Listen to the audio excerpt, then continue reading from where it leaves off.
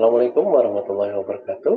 Perkenalkan, saya Agung Nugroho, Sarjana Teknik Magister Teknik, salah satu dosen di program studi Teknik Mesin Fakultas Teknik Universitas Wahid Hasim.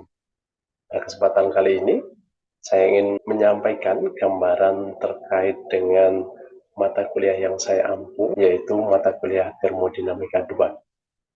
Termodinamika 2 merupakan salah satu mata kuliah dasar yang dibebankan kepada mahasiswa semester 4 dengan bobot SKS. Dua mata kuliah ini merupakan dasar dalam dunia permesinan, khususnya pada sistem pembangkit dan sistem fluida dalam menghitung energi secara teoritis.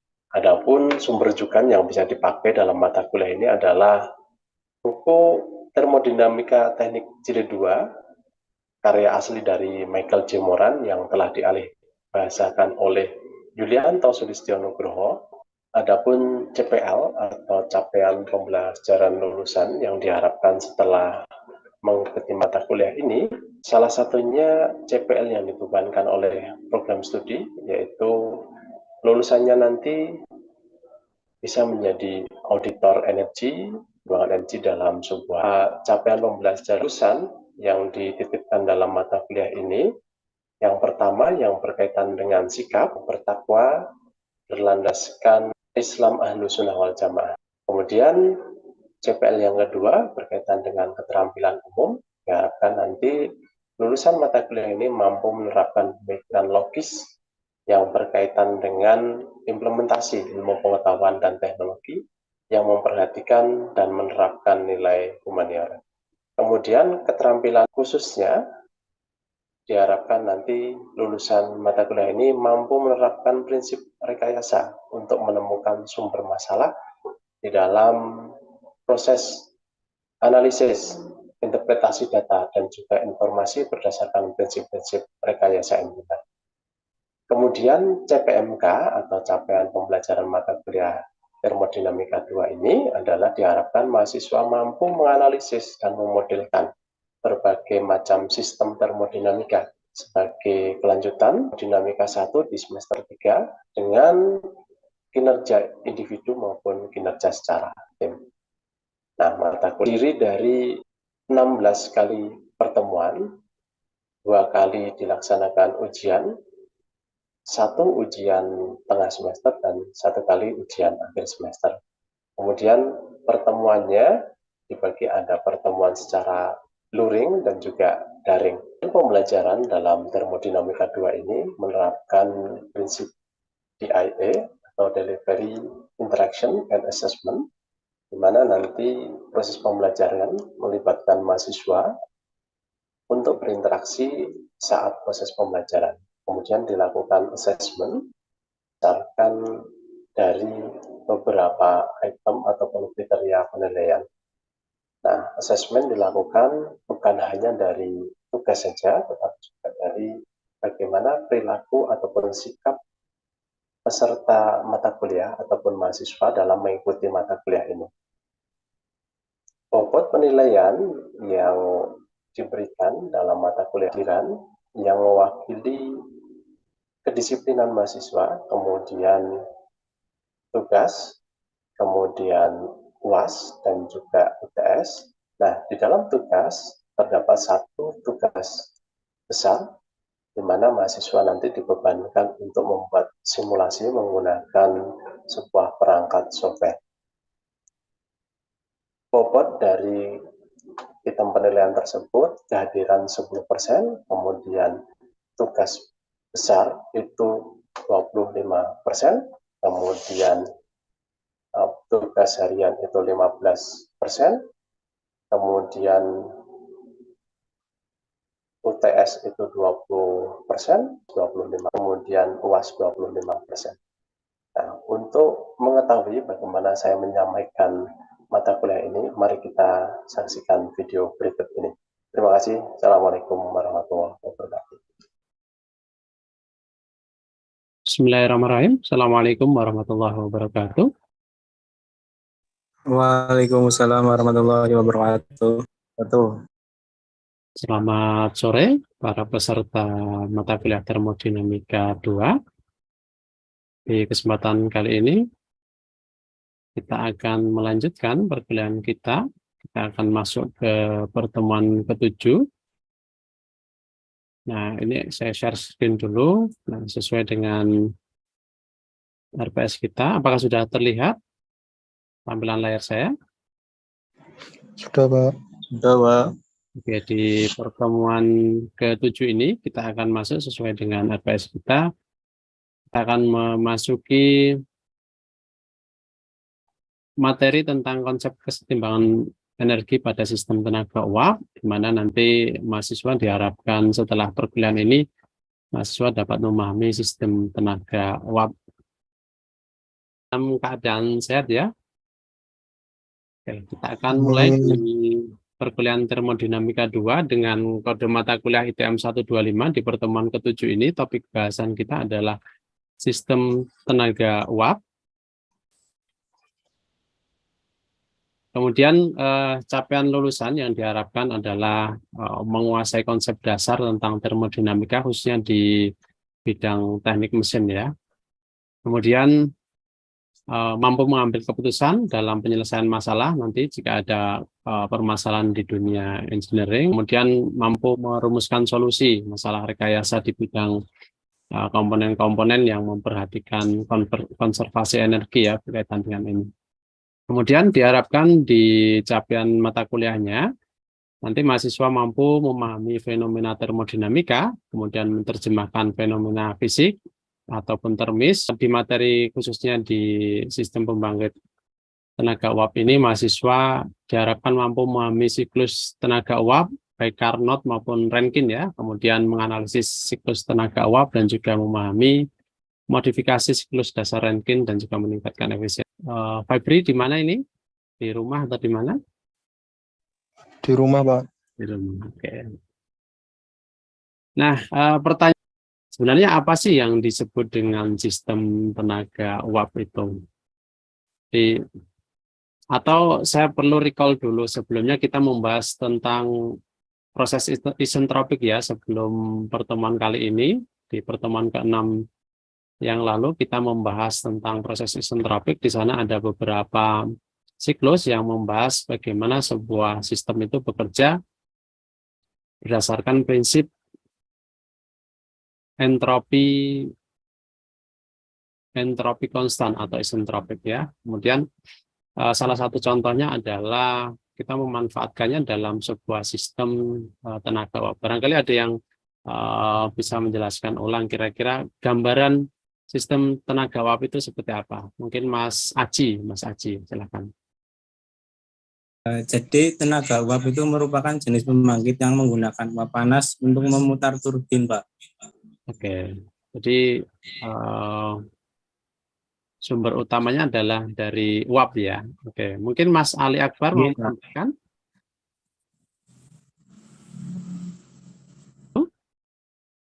Silakan. Di sini tadi untuk memutar turbin, uap panas yang digunakan dapat berasal dari penguapan air melalui boiler. Pembangkit ini menggunakan bahan bakar batu bara atau bahan bakar minyak, air laut biasanya, Pak. Oke, terima kasih. Oke ya.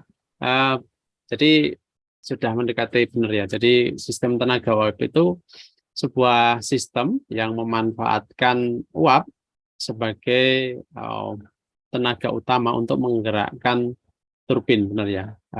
Biasanya dikenal atau diaplikasikan kalau di Indonesia itu biasa digunakan untuk PLTO ya, PLTO. Oke, terima kasih Mas Aji dan Mas Ali Akbar.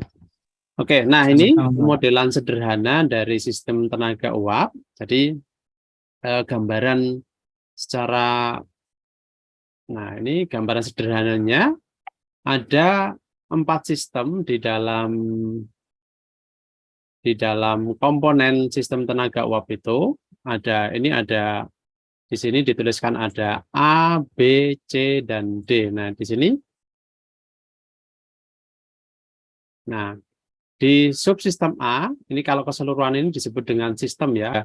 Subsistem A, ini ada isinya turbin, kemudian ada kondensor, ada pompa dan juga boiler. Kemudian di subsistem B ada boiler dan juga stack cerobong gitu ya. Kemudian di subsistem C ini ada kondenser, kemudian ada cooling tower, ini ada pompa juga yang dipakai untuk pendingin ya.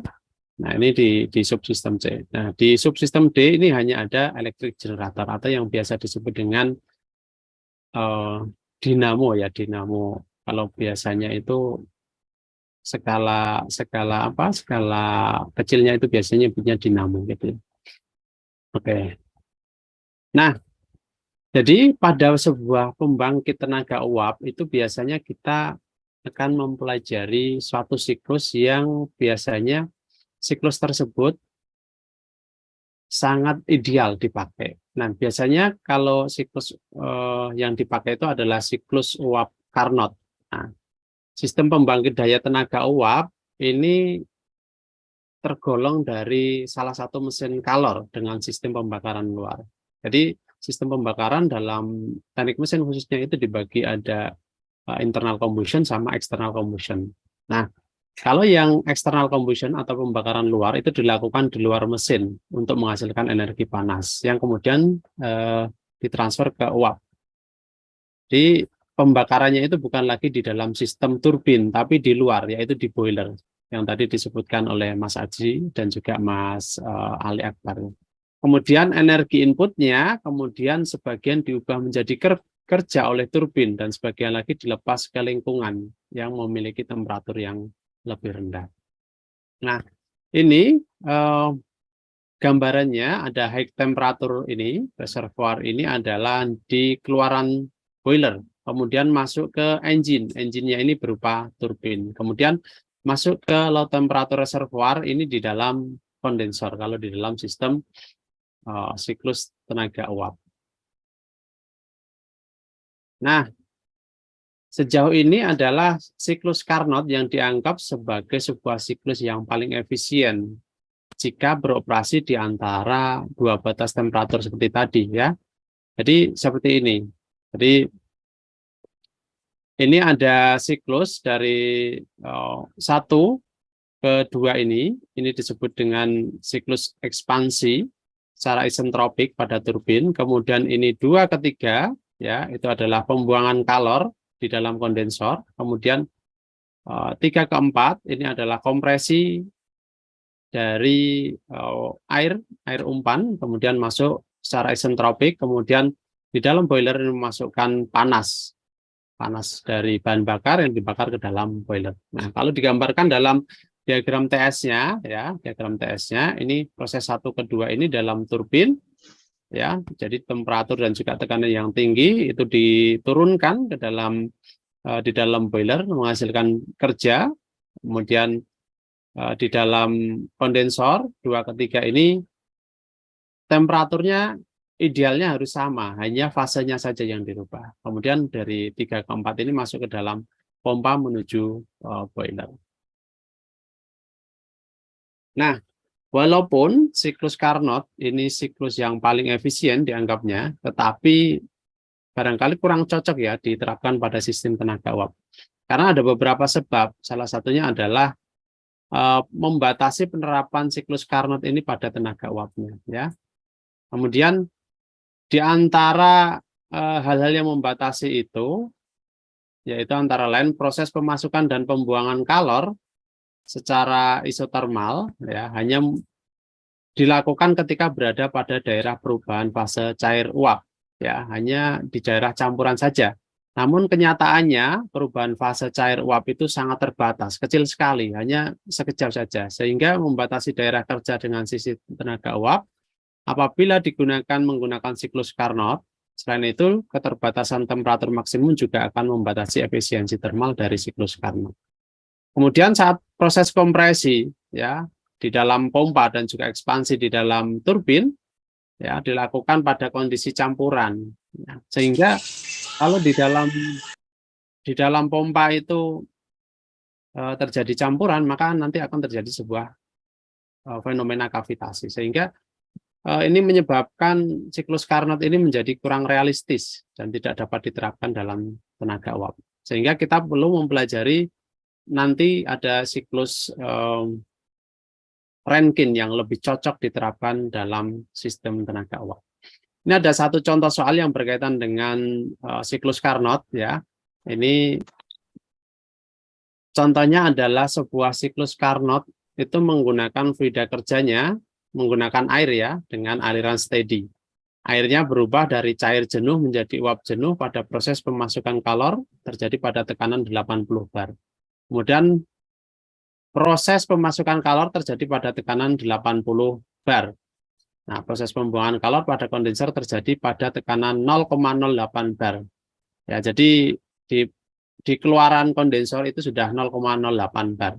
Nah, tugasnya adalah gambarkan diagram temperatur versus entropi, diagram dari proses tersebut, dan hitunglah satu efisiensi termalnya, kemudian panas input dan panas output pada kondensor. Ini sudah dijelaskan di pertemuan yang lalu di proses isentropis ya. Ini mengulang saja. Nah, ini digambarkan dulu cara penyelesaiannya. Nanti kita coba gambarkan dulu di diagram TS. Ini yang bawah ini kondisi keluaran ya, kondisi keluaran. Ini saat masuk di dalam turbin itu 80 bar, kemudian keluar kondensor itu sudah 0,08 bar. Nah, garis yang muncul ini adalah garis tekanan konstan ya, yang ini. Ini dan ini adalah garis tekanan konstan. Kemudian, nah kita definisikan keadaan satu. Tadi saat pressure masuk ya 0,08 bar, kemudian ini ada, kalau kita lihat nilai entropinya, kalau kita lihat di tabel ya, itu ada P1 sama dengan, ini di keluarannya ya, di keluarannya. Di keluaran kondensor. Ini 0,08 bar, kita lihat nilai entropinya berdasarkan nanti dilihat di tabel ya, seperti kemarin saya ajarkan di pertemuan yang lalu, kita nanti akan melihat tabel di properties zat ya, di halaman paling belakang di bukunya fundamental termodinamik ya, punya Pak Moran. Nah, ini tekanannya, tekanan keluarannya 0,08 bar. Kalau kita lihat nilai entropinya, kalau dianggap entropinya itu isentropis, maka entropi masuk dan entropi keluar sama. Nilainya 3,208 kJ per kilogram derajat Kelvin ya. Sehingga nilai X-nya itu nilai campurannya.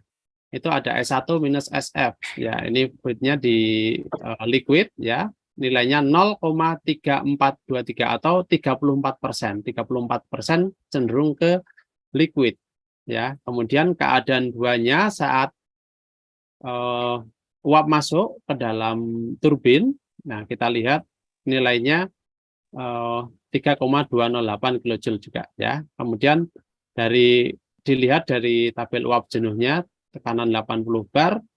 Kemudian kita lihat berapa nilai entropi di tekanan 3-nya ya. Nah, nanti kita lihat juga di tabel properties zat H2O dengan tabel uap jenuh. Nah, nilainya didapat nilai entropi 3-nya 5,7432 kJ per kilogram derajat Kelvin. Nah, kemudian juga di keadaan 4 ini di keluaran di kondensor ya, keluaran kondensor sama S4 sama S3 nilainya sama. Jadi kita cari fase zat di keluaran kondensor ya. Nilainya ada di 0,67% atau 67% ya, 0,674 itu sekitar 67%. Jadi sudah hampir mendekati fase uap. Nah, kemudian dari tabel uap jenuh ya, kita dapat bahwa nilai temperatur low-nya itu ada T1-nya ya. Ini saat keluar dari kondensor itu 314,66 Kelvin. Kemudian temperatur saat masuk ke dalam turbin itu nilainya 568,25 Kelvin. Nah, dari sini kita bisa menentukan berapa sih efisiensi termalnya ya. Efisiensi termal seperti yang sudah saya jelaskan di pertemuan yang lalu bahwa efisiensi maksimal itu 1 minus TL per TH. TL-nya ini temperatur low-nya ya saat keluaran di kondensor dibagi dengan temperatur high-nya.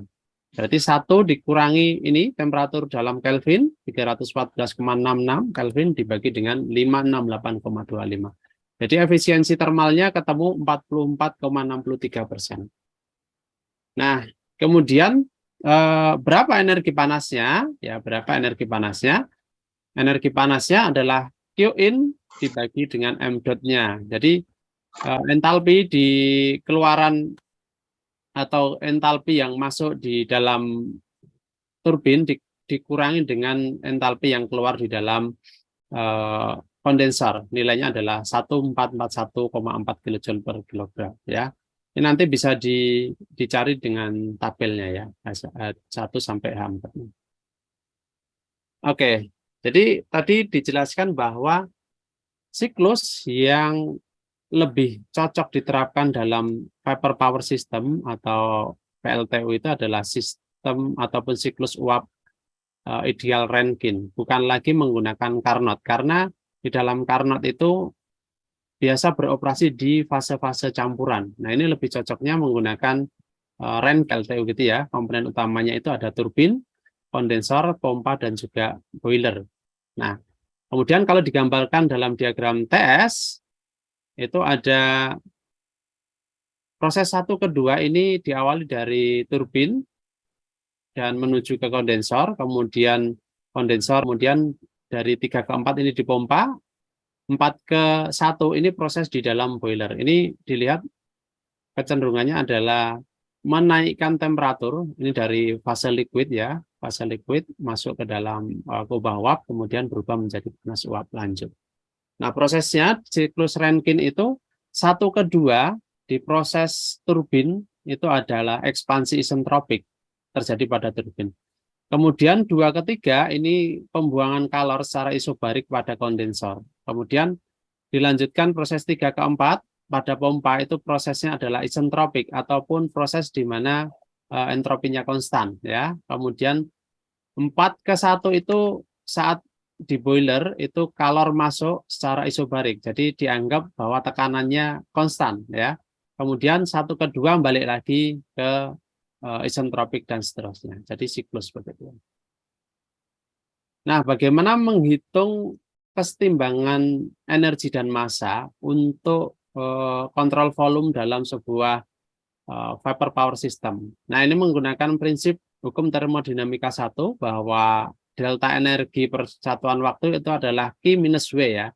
Nah, ini karena ya panas secara langsung dimasukkan dari bahan bakar tidak ada, maka ini dianggap 0. Kemudian kerja yang dihasilkan adalah kerja positif karena menghasilkan kerja, menghasilkan gerak. Maka berapa kerja netonya dari sistem atau subsistem turbin ini itu adalah bisa dilihat dari beda entalpi saat masuk maupun saat keluar. Jadi masuk di sini berapa, keluarannya berapa entalpinya. Kemudian di kondensor, karena di kondensor itu tidak ada kerja, maka ini tinggal Q-nya. Q-nya itu didapatkan sama dengan entalpi. Prinsipnya adalah entalpi masuk dikurangi entalpi keluar. Jadi entalpi masuk itu dimasuk kondensor, H2 itu entalpi masuk, H3 itu entalpi keluar kondensor. Kemudian di pompa, karena di pompa tidak ada panas yang dimasukkan ke dalam pompa, hanya ada kerja yang diberikan kepada pompa, maka kerja dalam pompa adalah negatif. Maka ini adalah WP-nya atau W pompanya itu adalah H4 minus H1. Kemudian di dalam boiler, di dalam panas masuk, tidak ada kerja yang dilakukan. Jadi W-nya sama. Nah, ini efisiensi termal yang tadi biasa digunakan untuk mengukur tingkat di mana energi input pada fluida kerja melalui boiler dikonversi ke total kerja output. Nah, dari subsistem ini bisa dilihat bahwa efisiensi termal itu sama dengan kerja dari turbin atau kerja output dikurangi kerja input dibagi dengan panas yang dimasukkan ke dalam boiler.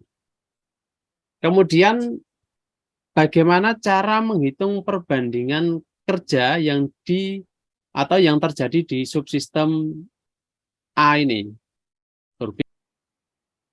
Nah, ini contoh soal yang berkaitan dengan siklus Rankine ya.